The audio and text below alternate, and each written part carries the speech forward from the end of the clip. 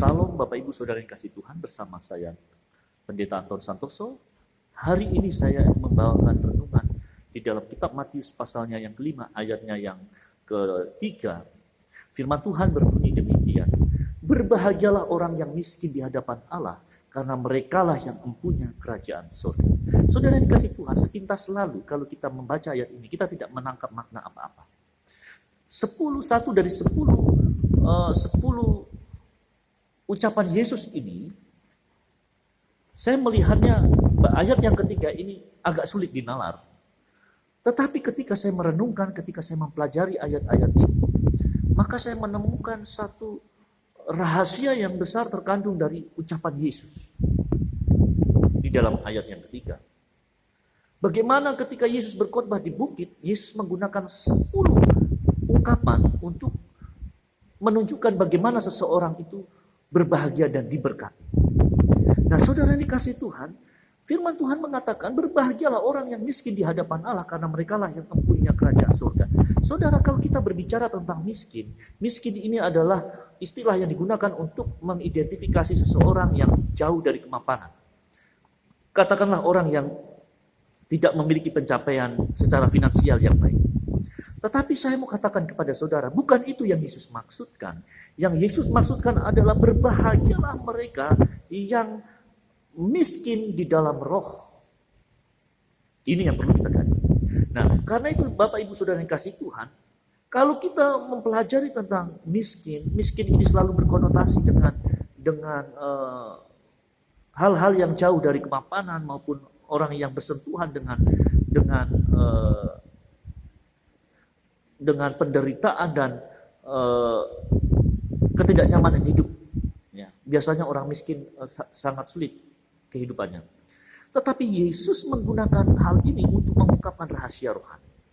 Nah, mengapa Tuhan menggunakan gambaran ini? Ya, mengapa Tuhan menggunakan gambaran ini? Saudara, yang pertama saya mau katakan kepada saudara, jawaban yang pertama, Yesus menginginkan keadaan miskin di hati. Bicara tentang roh, maka berbicara tentang inner man, manusia dalam kita. Nah, saudara yang dikasih Tuhan, Tuhan menginginkan hati kita ini tidak menempatkan atau tidak memberi ruang bagi dunia, sehingga Tuhan dengan sikap yang demikian, Tuhan akan memenuhi kita dengan kekayaan surgawi. Dengan merasa miskin, bahwa kita miskin dalam roh, ini menunjukkan bahwa ada hal yang lebih diinginkan oleh gereja Tuhan, bahwa dengan bersikap demikian, dia merindukan harta surgawi. Saudara, Yesus berkata berbahagialah orang yang miskin. Jadi miskin di dalam roh ini mengandung pengertian yang pertama, ya, tidak menempatkan hati kita pada kekayaan duniawi dan selalu rindu untuk dipenuhi dengan kekayaan rohani. Nah, Bapak Ibu Saudara yang dikasih Tuhan, kalau kita mengerti bersama bahwa Ayub pernah menjadi orang kaya.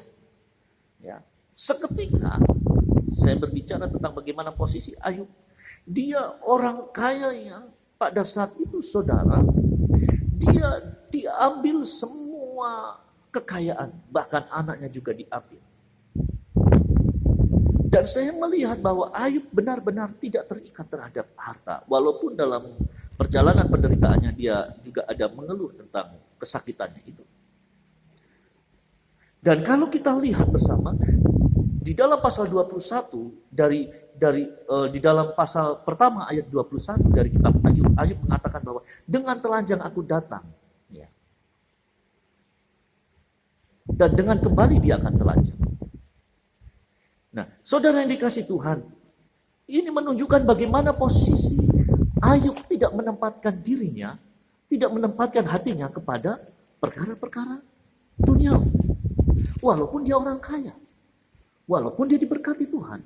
Kalau saudara menghitung kekayaannya, wow, luar biasa. Saudara bisa kalikan dengan harga lembu sapi yang dimilikinya, dengan harga sekarang, saudara akan menemukan angka yang begitu fantastis. Dan saudara akan melihat bagaimana Ayub, ya, Ayub benar-benar tidak terikat dengan harta itu. Saudara, di dalam pasal 1 ayat yang ke-20, 1 di sana dikatakan, dengan telanjang aku keluar dari kandungan ibuku, dengan telanjang juga aku akan kembali ke dalamnya.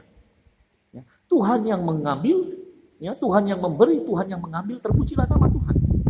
Disitulah Ayub menunjukkan identitasnya sebagai orang yang benar-benar tidak terikat pada perkara-perkara duniawi. Ini menunjukkan bahwa Ayub adalah seorang yang poor in spirit, seorang yang miskin di dalam roh, seorang yang selalu rindu akan hati Tuhan, hadirat Tuhan, kemuliaan Tuhan. Yang kedua, saudara, miskin di dalam roh yang kedua. Saya mencatat bahwa Yesus menginginkan umatnya itu rendah di pemandangan Tuhan, memiliki sifat kerendahan hati, ya, di hadapan Tuhan, ya, tidak sombong. Kenapa, saudara yang kasih Tuhan? Sebab dengan memiliki sikap atau sifat seperti ini, ya, pembawaan seperti ini, kalau kita perhatikan, Tuhan begitu mencintai orang-orang yang rendah hati. Paulus adalah seorang rasul yang dipakai Tuhan dengan luar biasa. Paulus seorang yang dipanggil dari latar belakang yang begitu hebat. Dia menulis semua itu. Tetapi saudara yang dikasih Tuhan, Paulus merasa bahwa dia paling kecil. Nah, kalau di dalam kitab Efesus pasal 3 ayat 8 di sana dikatakan juga bagaimana Paulus menjelaskan prinsip-prinsip pelayanannya. Paulus menjelaskan prinsip-prinsip pelayanannya di mana dia berpijak kepada sikap poor in spirit, miskin di dalam roh. Ya. Dia selalu mengedepankan Tuhan. Dia selalu mengedepankan Tuhan, saudara. Nah, kalau kita lihat bersama, Paulus adalah seorang yang hebat. Bahkan dia mengatakan, aku mengenal seorang Kristen, entah di dalam tubuh, entah di luar tubuh, diangkat ke langit yang ketiga. Ini artinya bahwa Paulus pernah diangkat Tuhan ke surga. Tetapi dia merasa aku yang paling hina dari antara yang lain. Dia mengatakan bahwa aku adalah orang yang paling hina. Saudara, Paulus sadar posisinya sebagai rasul pada saat itu hanya karena kemurahan Tuhan. Jadi bagi saya, bagi saudara, bagi hamba Tuhan, tidak ada dasar untuk kita memegahkan diri dan menjadi sombong. Tuhan merindukan poor in spirit di dalam hati saya dan hati saudara. Dan selanjutnya, saudara yang kasih Tuhan, kalau Paulus berpijak pada sikapnya, sikap hatinya yang begitu rendah hati, bahkan walaupun dia mendapatkan penyataan Allah yang begitu dahsyat, tetap dia mengatakan bahwa aku yang paling hina. Saudara bisa melihat di dalam kitab 2 Korintus pasal 4 ayat yang ke-7. Saudara juga bisa melihat di dalam 2 Korintus pasal 12 ayat yang kedua. Bagaimana Paulus seorang yang begitu rendah hati, saudara. Yang ketiga, arti dari poor in spirit yang ketiga, menanggalkan keyakinan atas kebenaran kita sendiri dan bersandar kepada Kristus dan rahmat Allah. Saudara, kita harus berani meninggalkan kebenaran kita sendiri. Seringkali kita punya ego, kita punya kebenaran sendiri yang seringkali kita tidak mau diturunkan dari hal itu. Tetapi untuk mengerti kebenaran firman Tuhan, seringkali Tuhan membawa kita untuk meninggalkan ego kita, kebenaran diri kita sendiri. Saudara, kalau kita ingin diperkenan oleh Tuhan, tinggalkan ego saudara. Ya. Tinggalkan ego-ego yang membuat kita menghalangi pekerjaan Allah di dalam diri saya dan saudara. Tinggalkan semua itu. Dan selanjutnya saudara di sana dikatakan di dalam firman Tuhan, saudara, kita harus memiliki hati, ya, seperti Daud. Ya. Daud pernah berkata demikian, siapakah aku dan siapakah kaumku sehingga engkau mengangkat aku sedemikian. Daud tidak memiliki sifat yang sombong. Tuhan tahu persis bagaimana kehidupan Daud. Dari seorang pengembala 2-3 ekor, dia diangkat menjadi seorang raja. Statusnya begitu jelas. Perubahan status 100, ya, saya katakan 180 derajat, sangat berbeda. Dari seorang gembala domba menjadi gembala Israel. Menjadi seorang raja yang besar, raja yang agung. Tetapi Daud mengatakan, siapakah aku dan siapakah kau? Menunjukkan Daud adalah seorang yang rendah hati. Inilah yang dimaksud oleh kitab Matius di dalam pasal 5 ayat yang ketiga. Inilah yang dimaksud oleh Tuhan, berbahagialah orang yang miskin dalam hatinya. Saudara, kalau kita belajar tentang apa itu kemiskinan, apa sih yang dirasakan oleh orang miskin biasanya? Saudara, orang miskin itu menerima segala sesuatu sesuatu dengan ucapan syukur. Kalau dikasih itu saudara, dia terima kasih, terima kasih. Orang miskin itu ya tidak pilih-pilih berkat. Tidak pilih-pilih berkat. Kalau dikasih terima kasih, ucap syukur, tidak pilih-pilih berkat.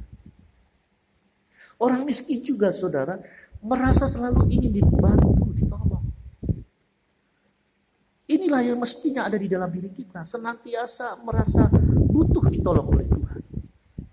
Harusnya seperti itu kita orang percaya. Yang selanjutnya saudara, orang miskin itu secara umum orang miskin itu tidak punya kekuatan memperbudak. Orang yang pure in spirit tidak mau memperbudak orang lain. Tidak punya kekuatan untuk memperbudak orang lain. Orang yang dalam hatinya memiliki sifat miskin di dalam roh, dia tidak mau memperbudak orang lain. Dia tidak mau menyalahgunakan hal itu. Dia tidak ingin menjadikan orang lain tawanannya, budaknya. Dan ini penting bagi gembala-gembala. Jemaat bukan budak-budak kita. Jemaat adalah domba-domba Tuhan yang perlu kita gembalakan dengan benar.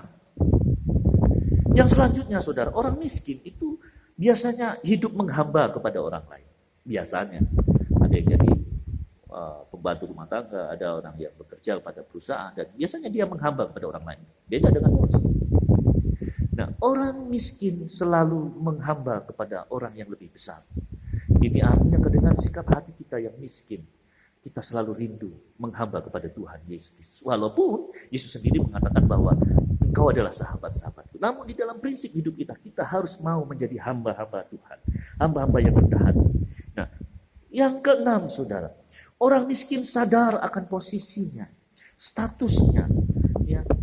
Dia tahu persis bahwa dia adalah orang yang miskin dan dia biasanya menaruh hormat kepada orang di mana dia bekerja, dia menghamba, dia menaruh hormat. Karena dia tahu posisinya. Penghormatan kita kepada Tuhan semestinya dilatar belakang karena apa? Kerendahan hati kita. Kita harus rendah hati. Yang ketujuh saudara, 7 poin dari orang miskin. Orang miskin selalu rindu rumah. Ya, memiliki rumah, memiliki pakaian.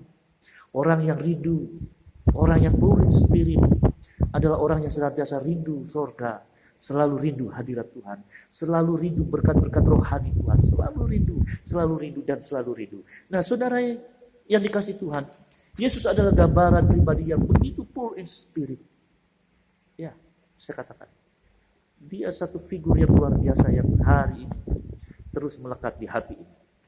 Dia adalah figur yang perlu kita contoh, saudara. Kita bukan hanya mencontoh rasul-rasul yang seperti yang saya katakan. Kita tidak hanya mencontoh kepada nabi-nabi yang saya katakan.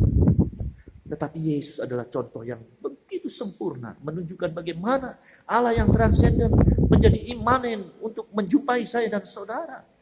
Begitu Allah ini rendah hati. Allah kita rendah hati. Mengapa kita tidak rendah hati?